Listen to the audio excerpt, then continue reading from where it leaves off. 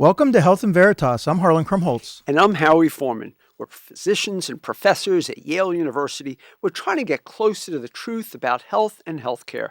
Harlan and I have intentionally set aside several episodes each year to cover a broader range of important news in the healthcare and health realm.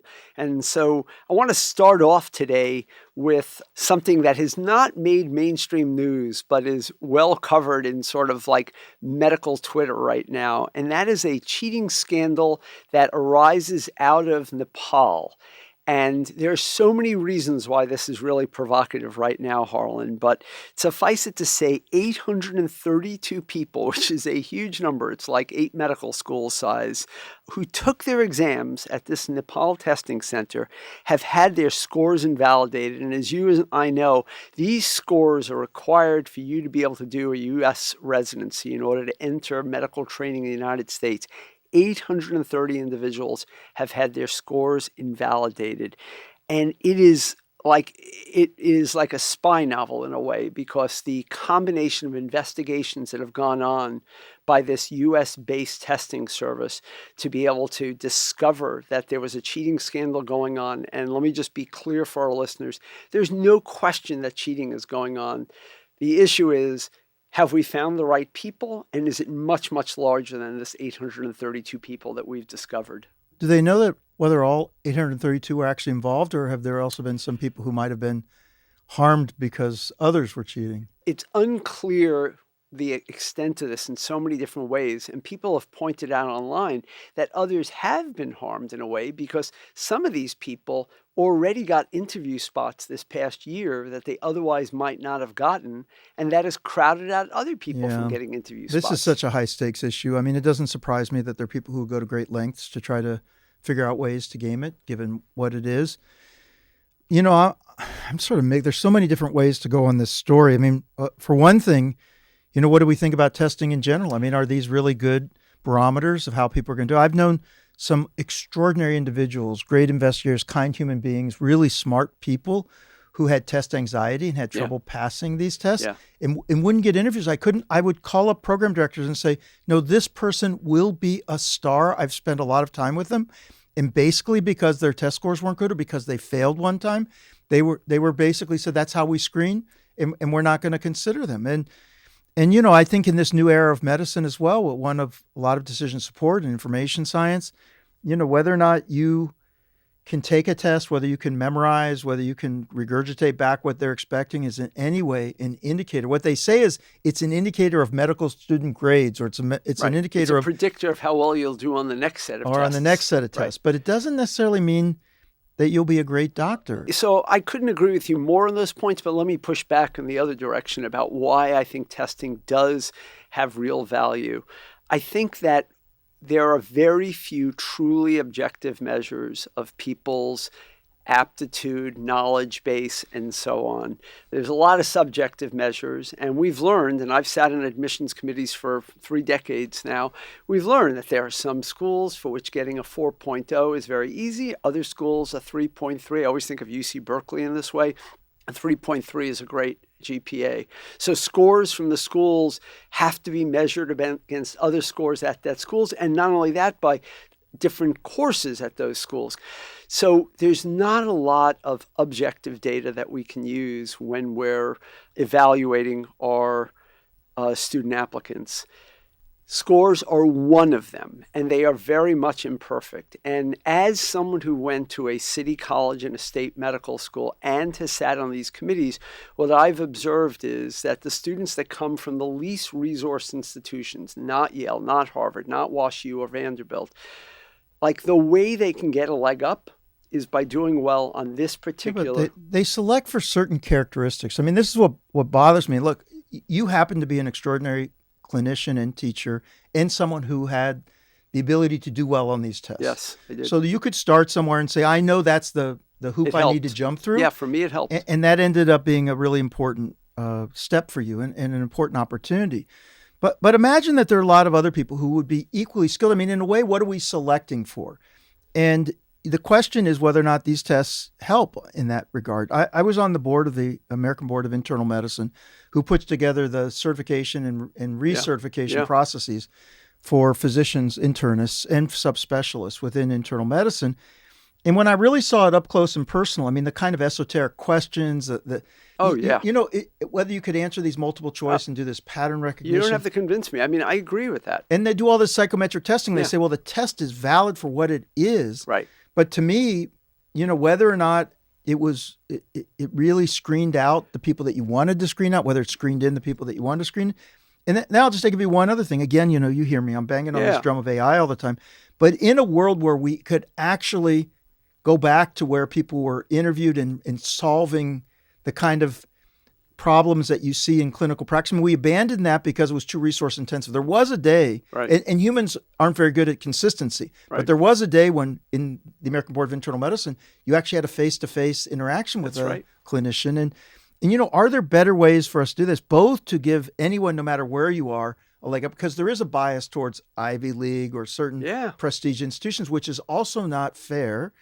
So how do we begin to get to a fair system where people can get through, but it's selecting out for the characters you're looking for? So I agree with you. But again, what I will point out is if you're at Yale, if you're at Harvard, whether you're wealthy or not, anything else, you have access to resources. You have access to personnel who will guide you, mentor you, and get you on that path that a lot of other students don't have.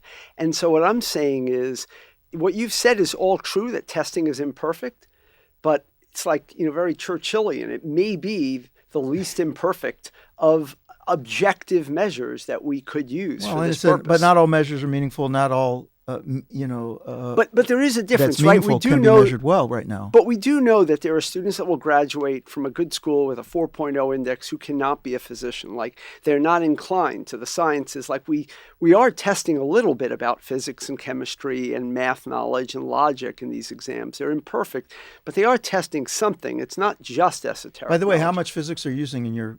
you're a radiologist. Bad question. So but I'll just say that, the kind of things, even the first 2 years of the curriculum of medical school, and then they're being tested on Krebs cycle, organic chemistry, things like that no one remembers afterwards, right? But, the half-life of the memory of these things is pretty... But you've hit on the most important point, though, which is now what we've done is we've sucked these international medical students who want to get better training, who are all of a sudden up against, like, how do I distinguish myself? It's only the grade, and they get sucked into a cheating scandal that maybe even culturally might not even seem like cheating. Most of this is about memorizing recall questions. That's what it's about. They get sucked into this. Now they're caught in this scandal, and their careers are almost over as a result. Much. So I guess you would say that you were in favor of Yale's recent decision to reinstitute I was. SE. This is going to be a requirement now. Is that what it is? Yes, but they're giving more flexibility. So Yale, Yale and Dartmouth, right, is that Yale has reinstituted a requirement for standardized testing for admission to Yale, but it is no longer just the SAT or ACT. It is a number of other options that are standardized tests to be able to demonstrate your relative aptitude. So the one thing I will just finish this topic, but just the one thing I didn't understand about that was that Yale came out and said, we believe that this actually helps. In a way, it was sort of the case you were making. Yes. But I thought one of the issues was that well-resourced students were able to pay money to get the extra tutoring and so forth. And so that what was unfair was that they were getting a leg up on that advantage. Yale came out and said, actually, what we think is that for people at low resource areas. That's my argument. Really? Yeah. I mean, so here's what I've used standardized tests for. When I've used standardized tests, whether it was on the med school admissions committee or for residency selection, or even now up until a few years ago at the School of Public Health, I've always used it to establish basic minimum competency. Like, are they going to do okay? I don't need them to be a 528 on an MCAT or 99th percentile GRE. But if somebody on their overall record is somewhere like, are they a 10th percentile or are they a 40th percentile? Because if they're 40th percentile, I can work with them. If they're 10th percentile with our curriculum, then they may not be prepared enough. They can't do it. All right, let me go to another topic, Howie, that I thought you might find interesting. Do you know Stuart Buck? I don't. Yeah, I've had the pleasure of getting to know Stuart over time. He was a vice president at Arnold Ventures, and got his PhD in education policy at the University of Arkansas, and has a law degree from Harvard Law, where he was editor of the Law Review, and And so, and he's a guy who's been interested in a long time about how research is conducted, and has spent a lot of time. I guess in my work with Open Science, I interacted somewhat with Stewart, and in a grant that he provided to Yale called CRIT that Amy Kapinski was lead on with Joe Ross. And so he's got this thing called the Good Science Project, which is a pretty interesting effort where he's trying to, in particular, to say, what are we doing with our science policy in the United States, and what could we be doing better? How could we, in some ways, be configuring this so that we're better promoting the interests of science? And he's focusing a lot on NIH, but not exclusively. And so he wrote this blog piece, Why Are We Screwing Over Researchers Who Make Innovative Discoveries? And he starts by talking about how current funding, federal law, allows universities to patent discoveries made with federal funding. And you know about this, right? I mean, this is the way in which this sort of tech transfer thing has really taken off. And the origin of this, by the way, is that what we didn't want to have happen is for universities to say, oh, the NIH funded this, and therefore it's really government use and anybody can use it, and nobody then commercializes it. Nobody feels the profit incentive to drive them to take this great innovation and commercialize it. This gives universities incentives to commercialize. Exactly. So there was this Bayh-Dole Act of 1980 in which Congress sort of set this forth. And what Stewart says in this piece is that there are many empiric studies that show that innovation is greater when researchers have more control over their work. And what tends to happen is, as you and I know, if we invent something at Yale, actually, we don't own it. Correct. Yeah, Yale owns it. If you're doing it in your capacity, in your job, using Yale's resources. There is an exception to that if you discover something on your day off in your home, not using Yale's resources, then Yale doesn't own it. But for the most part, the real lab work, the big stuff that's going on at Yale is Yale's property. So basically these universities get the intellectual property, and then they usually are just licensing it. So he was looking at this list of licensing revenue of American universities, and University of Pennsylvania is at the top at $1.2 billion in licensing revenue in the last year. This is 2022. Wow.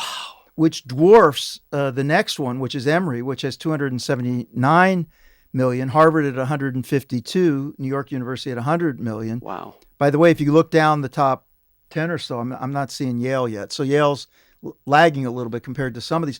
But this issue that he's bringing up is around the University of Pennsylvania, which is, largely that revenue is from the work on the vaccine, right? So the mRNA vaccine, which was really the work of Weissman and Kerko, who did this. But this thing about Kerko is that here's what she told CNBC from Stewart's piece. I was demoted 4 times. She tells of her time at University of Pennsylvania, where she was a research assistant professor before eventually being pushed out. And all of her work was discouraged and demoted 4 times, to the point where, she had no future there, and they sort of pushed her out. Meanwhile, now they're making, a boatload of money off her. And Stewart just raises the question, is this fair? That basically here's someone who they didn't really support. I mean, there may be many people here whose inventions are only the result of the largest of the university and the support, but here's someone who it didn't. And, the exact details of this licensing agreement between Penn and pharmaceutical companies is not really known, but it is known that the vast majority of that money is being made out of this particular thing. So I don't know what you think about this. Is this a good bargain? That Yale and other universities actually own our work? It's like everything else. It's imperfect. We really want things to be commercialized. We want the innovators to be given incentives, and Yale does that. So they typically give the innovator some small percent of this amount. It's not 100%, but it's also not nothing. And then Yale should, or in this case Penn, should be working on behalf of the innovator to help them commercialize it. They should be finding a CEO. They should be getting the patent attorneys involved, and they should be investing resources. And I'll say, when I read this, that particular case does seem egregious. It was unfortunate they didn't support her. Now they're bragging about, having her there. Of course, Drew Weissman was very important, the faculty member who also was involved in this. But I would say Yale, we've had Josh Cabal on with us, Yale Ventures. Honest God to me, I think they're the best, of this thing. Yale takes a small in the end, Yale either takes a small amount of equity or gets involved in licensing agreements. But to me, they're very fair. It's a group that It's certainly helps. trying to be. It's very difficult because don't forget, on top of that, you have to balance the conflict of interest on NIH grants. So you get into trouble on that as well, where Yale does have a responsibility to preserve the integrity of the scientist who may be involved in the clinical trial or continuing to work on it, at the same time trying to commercialize it. There's lots of And most issues. of us who are faculty have benefited so much from being here. There is a lot the university has done for us. So I'm just going to say, from my perspective, especially with the Yale Ventures, it's not just Yale Ventures, the history here. Actually, it goes before that. John Soderstrom before Josh was terrific, and so Yale's got, I think, a history of doing this really well. But anyway, let's go on. But I just want to say I thought it was interesting because it is true. Gosh, Penn's making all this money for someone they essentially pushed out and didn't support. There's no perfect out there, but that's not a great yeah. story. Well, what they did with her is particularly sad. Yeah. But she's come out on top. All right, you're going to take us to a measles story, right? Yeah, exactly. And again, I don't want to make too big a deal of it. Last year we talked about one polio case that never got beyond one polio case, and so that was a good news story. Measles is continuing to grow in the United States right now, but I want to focus in on Florida. And not because their outbreak is particularly horrible. They just have 8 cases as of yesterday. We're recording this on a Wednesday, so 8 cases as of Tuesday this week. And the reason why I'm bringing it up is the Surgeon General there, for reasons that are beyond my comprehension, has decided to go against very mainstream public health practice. How do you manage a measles outbreak? You have a measles outbreak at a school. You have a certain number of students in that school who are not vaccinated and therefore at very high risk of both getting and then transmitting measles. So you have a measles outbreak in Florida. It's a relatively small outbreak. It's at one school, and the Surgeon General has decided to go against public health advice that has existed for decades now. And the advice is pretty simple. It says that if you are unvaccinated or otherwise might be capable of transmitting measles, you should quarantine for up to 3 weeks. It is known that the incubation period for measles is typically 14 days. They extend that to 3 weeks. But he's saying, doesn't even matter. Parents should make their own decision about whether the child should be sent to school. And that is so counter to good public health practice that it really beggars the question of what is motivating him So here. These are people who've been exposed but aren't sick. That Correct. We're talking about, yeah. And not vaccinated. And not vaccinated. Yeah, measles is a tough one. The reproduction number, people may remember back when we were talking about this with COVID, where we said each person might be able to infect 5 or 6 other people.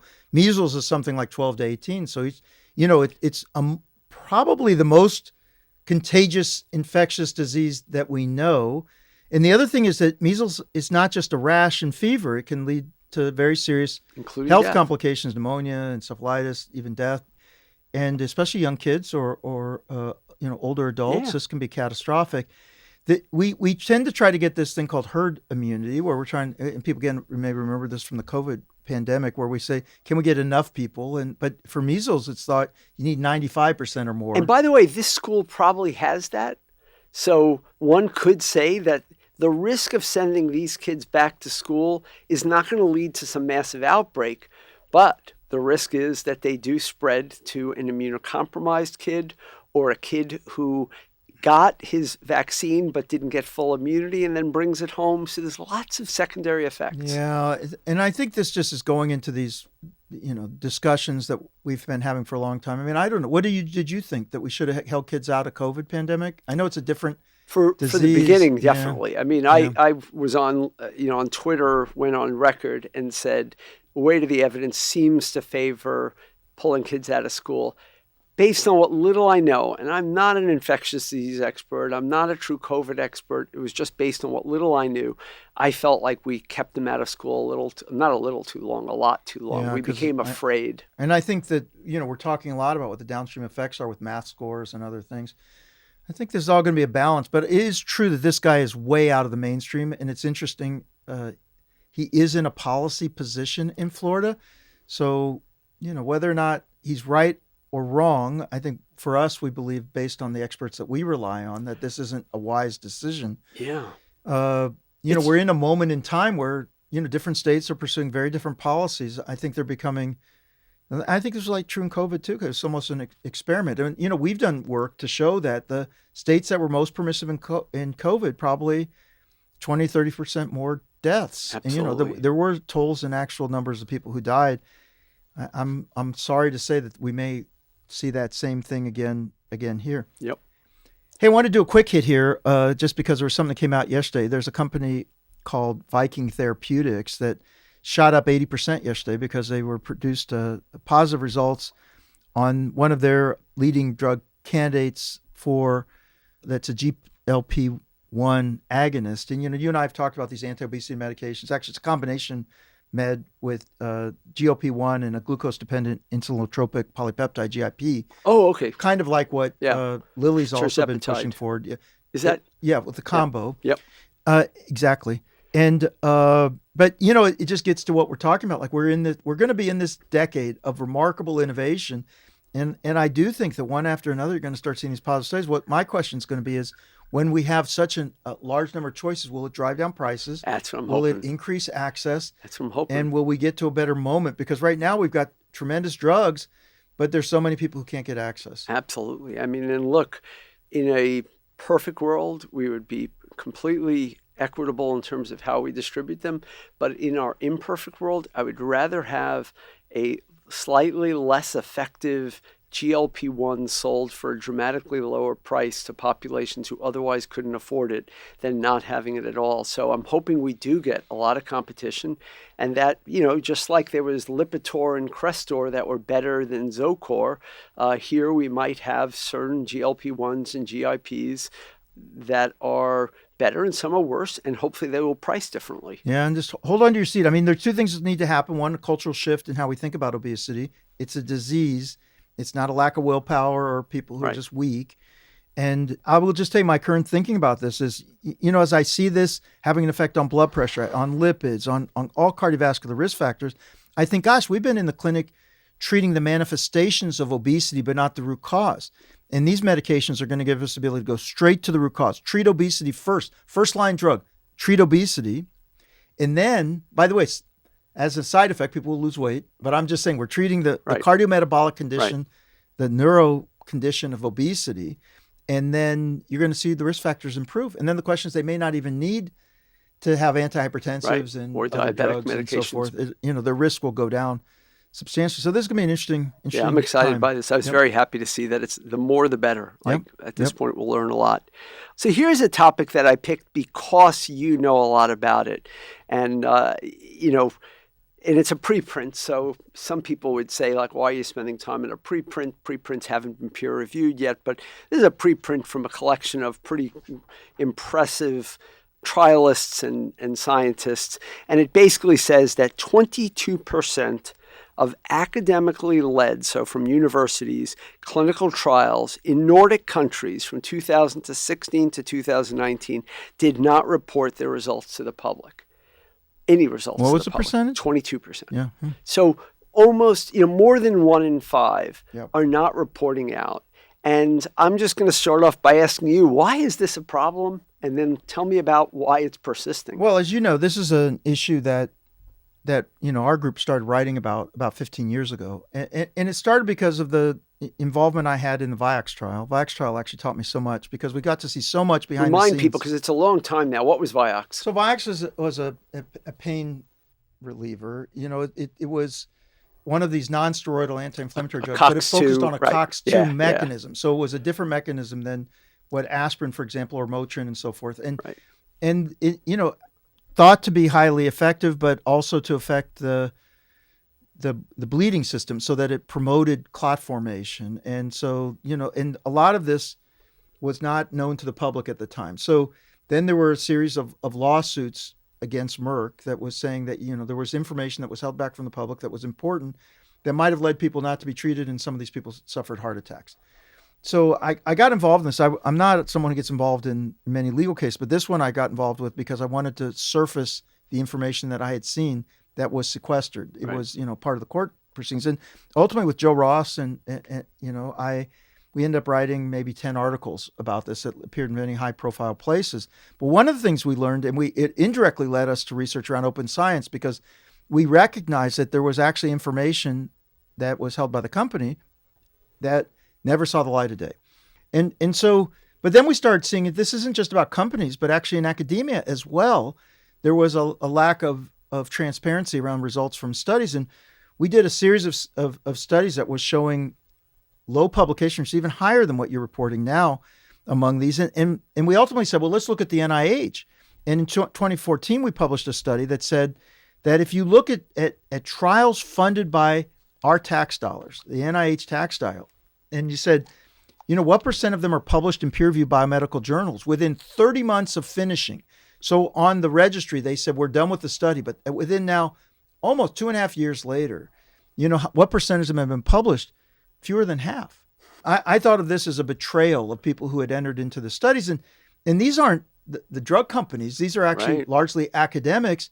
And it was hard to figure out, like people lost steam on them, or they didn't like the result. So it's not really conspiracy theory, because I think the first inclination is, the drug companies are suppressing this. So it's not. I actually thought the problem was worse within academia, where there was no accountability. And by the way, you could get funded for a trial, run a trial, and then put in a next grant to get funded, even though you actually hadn't delivered the result to the public on the last trial. Now, in the decade in the United States, things have actually gotten better. There's been more attention that Yale itself has, for example, has invested. We actually have people we've hired to ensure that trials are registered and to try to chase folks around making sure that they're publishing the result. But I think there ought to be greater accountability, such that if you haven't finished your last trial, you haven't published it, you shouldn't be eligible for another grant until you can show that you're going to share that information. But seeing this 20-some%, I mean, it's bothersome. 1 in 5 is horrible, but it has been even worse. Okay. And among the very best NIH. Now, I remember Rob Califf starts talking about small, crappy trials. Sometimes he's the head of the FDA right now. Now he's head of the FDA, but a really renowned trialist at Duke before that. And Rob, was saying, well, many should they be published? Some of these are crappy trials. Right. He uses that word, crappy trials. And I say, well, then come public with it, Yeah, but put them in a preprint if you have to. But still, we should see the results. Right. It's a thing that's been going on for a while. Great. Hey, look, I wanted to talk about something else that really interested me this week that you may have caught in the news. And that was a 93-year-old widow of a Wall Street financier.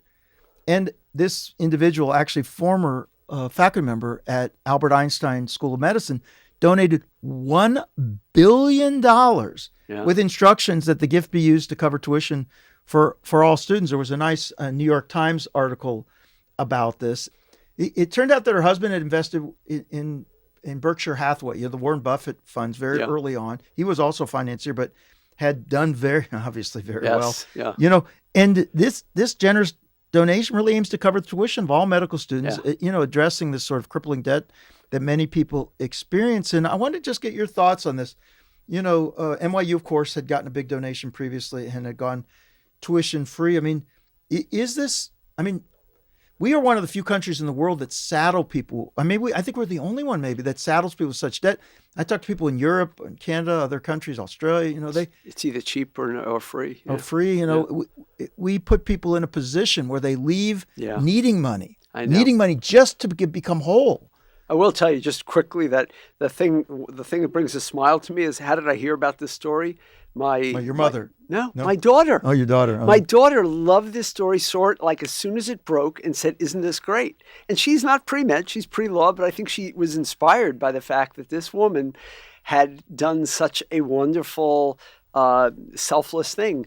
And, but I do, I immediately tweeted about it, because I do that still now, good. Even though I'm not a big Twitter fan anymore, but I'll still tweet about it. And what I said is, like, we need accountability, though, for the school. Now, compared to NYU, this is a very different school. Oh, yeah, it's in the Bronx. It's in the Bronx. In Montefiore's, which is a safety net hospital. Poor population.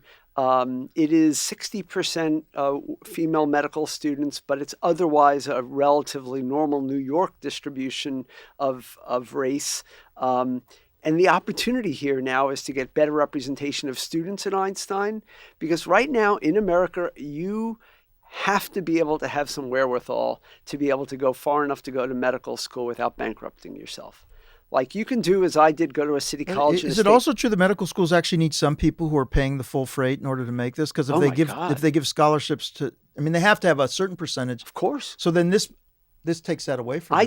I did the math just to prove it to myself, and it turned out exactly right, that for about 100 or 120 medical student class, you need an endowment of about $1 billion to make it free for everybody. So for all listeners with $1 billion, Yale is looking for a donor. We could do it. And we can go tuition free too. And we probably wouldn't put your name on the med school, but we'll put it somewhere. Oh, by the way, that was a very interesting thing. She first of all wanted to be anonymous. They said, we don't want you to be anonymous because your personal story, by the way, as a faculty member, she was devoted to people in need. I mean, she was a beloved faculty member who was, committed to those who were disenfranchised, socially conscious causes.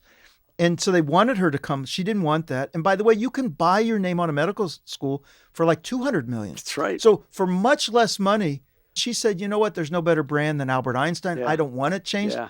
I'm giving it. Anyway, all of it's nice. I think what it is not just a financial contribution, but really a bold statement on the values of accessibility and a great equity in healthcare. Anyway, I think it also challenges us how to be creative with philanthropy, and it's just a nice big signal. But you're absolutely right. It'd be very interesting to see what Einstein does about this. I hope that they're able to commit themselves to serving the community, to serving underrepresented specialties, underrepresented areas. There are things they could do that they could build into this. So you don't think they should just take the best students? No, I don't. I think they should actually aim, even if they're imperfectly, they should aim to get students who are committed. So they should do social engineering. A little bit of it, yeah. Okay. Particularly for their community. Okay. Yeah. And by the way, Kaiser does that, and Geisinger, I think, does that. Yeah. Elicit your preferences. Yeah, exactly. Your perspective.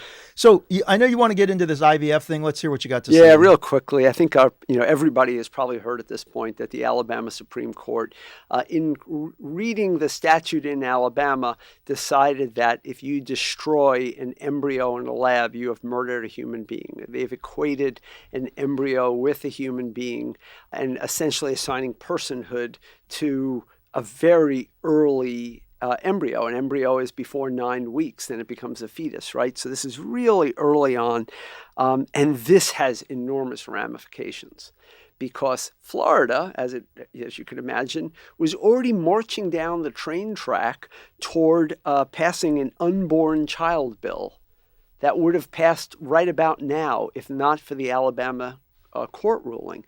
And that would have put Florida in the same path as Alabama, which means IVF and most advanced reproductive technologies are off the table now. Let me ask you a question, just because I struggle with this a little bit. There's the issue about the pragmatic issue, which is I want people to have access to IVF. Does it bother you at all when people just discard embryos? Of course. So look, it bothers me. I mean, it bothers me. I don't know how to even think about it. No. So I think like everything else, life is life. There are different types of life that are out there. We afford people different things with puppies than we do with humans, than we do with sheep and cows and other animals. And I think that we should be thoughtful about what we do with any type of living tissue, right down to a tree, frankly. And we obviously afford different priorities for them. But once you start to say that something is a human life, and if you have a religious foundation that then says that is sacred, it becomes a whole different ball. Well, and it has great implications for abortion. I mean, if you're going to go back to that, I mean, that's how I feel like, I think women should be able to choose. I think that people should be able to choose. But do I feel sad and hurt for every abortion? Of course I do. I think that we have to respect the fact that women have to have autonomy over their own bodies and have to be able to make those decisions. But it doesn't mean that we can ignore the fact that conception results in some type of cellular development that could be a human at some point. And by the way, we should feel that way when someone miscarries. It's a lost life. Like there's so many different ways that you can lose a life. It doesn't have to be intentional abortion. It could be spontaneous. So, but this is the greatest conflict here because now you have a group of individuals that very much want IVF because it is, quote, pro-life, it's developing new life, and now they're in complete conflict with the fact that the very nature of IVF means that you're going to be destroying some, quote, lives as well. Yeah. stay tuned on this one, right? Yeah, Yeah, it's no, a really it's interesting very topic. So as we sort of wind up here, I thought you might wanted to say a few words. You and I have kind of been involved in this faculty for Yale, which has attracted a lot of attention. Some yeah. good, some not so good. Well, you want to just explain to listeners what this is? So there's been a group of faculty members, including you and I, but it started off with probably 20 and it grew to somewhere in the mid-hundreds now, that have come together with some common concerns and ideas about what we can do to help Yale continue to excel and continue to fulfill its promise as an institution of scholarly knowledge development and transmission. And even this podcast fits into that idea of transmitting knowledge to the outside world, to the inside world, and so on, and educating people. And the two things that were most important to me in this, and things that I only came to believe more passionately about in the last few years, are free speech principles and institutional neutrality. And both of them, I think for listeners that might say, oh, those make sense, they're very controversial. I mean, there are reasons why I can understand people taking different viewpoints. I do not come to this in a simple way. Institutional neutrality very simply says that Yale as an institution should take a position on only matters that influence Yale's mission, again, scholarship, education, transmission of knowledge. If you're outside of that, Yale should not come out with a statement about its own political or social position on that, unless it influences Yale's mission. And then the free speech issue is really that the best thing we can do on this university is have a free discussion. You and I do not have to agree on every topic, but we're willing to talk about it. We might even provoke people to say, you idiots, you totally wrong on this. Good for you. Tell us why it's wrong and let us rethink that. Let's convince each other with the courage of our convictions and the passion of our arguments, not by shouting people down or telling somebody they can't speak, or last point, students being afraid to speak in class for fear that they may get censored. Yeah, you and I were invited to a dinner where this was first discussed. And, at that dinner, there were a lot of opinions that were expressed that I didn't agree with, that were me too, different. yeah. But over time, this group kind of coalesced around the two principles that you said. And the group consists of people who might be considered more on the right side or the left side, of politics, but still could find common ground. It emanated from the fact that university could come out for Ukraine or against what happened with George Floyd, was starting to take these positions. And for many of us, that didn't seem to be an issue until we ran into the October 7th issue, where there was really highly polarized views within the university. And there was a question of whether or not, we were fostering an environment where people could express those opinions, but the university itself shouldn't take overt positions, because while we may be happy on some days, we would be unhappy on other days. And it's not clear that they even had a process to do that would, be one that everyone could agree on. I was always concerned about this thing because what are the red lines? If, just taking those university professors saying somebody calls for genocide of Jews, is the university going to tolerate that? Right. And the question was really what's hate speech and so forth. But in the end, I was convinced through all of this that we should stand for dialogue, for free speech as much as possible. Of course, you can't yell fire in a theater. There's certain things that are out of bounds. But for the most part, we should be fostering an environment where that kind of opportunity exists, and where the university isn't on one side or the other, but is trying to help foster these discussions. And that doesn't stop faculty from advocating, having programs that are pushing certain things. That's a good point. Right? Important point. Like we're not saying the faculty should shut up. We have faculty on this campus that have the entire spectrum of beliefs and have stated those beliefs. And there are people on this campus that have said things that to me are hurtful, but I would not shut them down. We saw that in COVID. That's right. That's right. On COVID also, we had a variety of We had people who were promoting opinions. ivermectin. I mean, nothing could be further than what we believe, but That's we right. also didn't suggest that person Be fired. be fired because That's right. because they were reflecting on their science. I mean, what they thought. We thought that science was wrong, but it was up to us to argue that, right? Not to.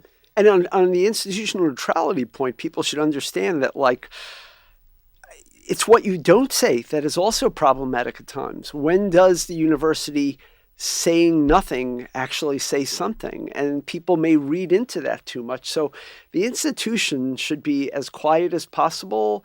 And we were moving to a thing where you almost expected every day for them to come out on the topic of the day Whatever about where happens. did the university stand. I just think that's unrealistic. That's also, right? Right. So a lot there, and I hope our listeners will link a couple of things in there for people to see about it. It is, I think, a more controversial topic than we give credit to at times, but I'm very happy to Well, and I think some of our colleagues it. assigned a certain valence and position to this where it's really meant to defend their rights to be able to say what they think as well. Yep.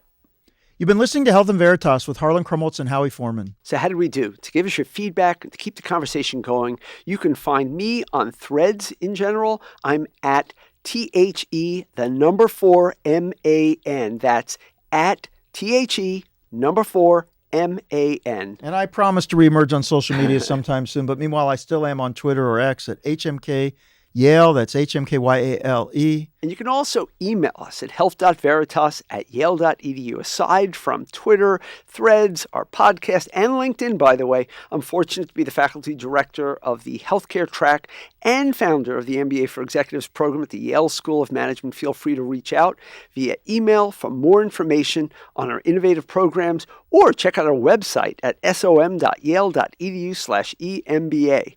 If you like the podcast, even if you don't like the podcast, seriously, no, please, we're getting some more ratings. It's really very good for us. The more you rate us, the more the algorithm will draw people to see us. We love the algorithm. We like that, right? So please rate us, review us on whatever podcast platform you're using. I don't know if I told you how, but today I walked out the door and I told my wife, this is one of our sessions. You know what she said? Oh, I love those sessions when you do that with Howie. It's like it's fun when we do it in person like this. Yeah, it is fun, and I really appreciate you. Yeah. Health and Veritas is produced with the Yale School of Management and the Yale School of Public Health. Thanks to our researchers, Inez Gil and Sophia Stump, and to our producer, Miranda Schaefer. They're terrific. We love them. We appreciate them. And we get to see Inez today in person. In person here with us. Talk to you soon, Howie. Thanks very much, Harlan. Talk to you soon.